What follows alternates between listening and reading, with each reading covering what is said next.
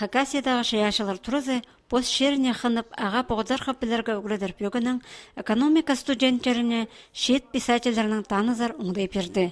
Бұты ғазыға келгенер шайға литература лагерінде араласқан авторлар. Ол санды Мария Окунева, Карим Тугужеков, база Илья Новиков. Мария Окунева ол қыстарға шаяшы жолы хайде басталғанын шарт берген. 2014 жылда шет поэтке литература лагерінде пол келер үліс түскен. Писательдер ағыны кебілісті орты пөдірерге үрет салғанар. Аның пер аның нинже тоғыз жайыл барған. Ол кебілістерінің шет поэт студенттеріні таныстырған. Встреча шит шаяшыларды хығырбалып мұндық туғазық еткіпс.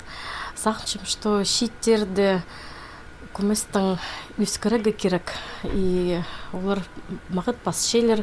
Шит автор Карим Тугужеков литература лагерінің ұлық тузазыныңар шоқтан.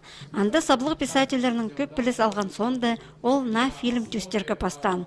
Аны толдырызның итсаларға грант ұтып алған. Шит поэт Илья Новиков Хакасияда шаяшы кізлер саны көптілерге керек тіпті анықтан. Ол студенттерге қыныстаңар кебілізін қағыр берген. Мұндығы туғазық соның пістің шиттер, пазырлар,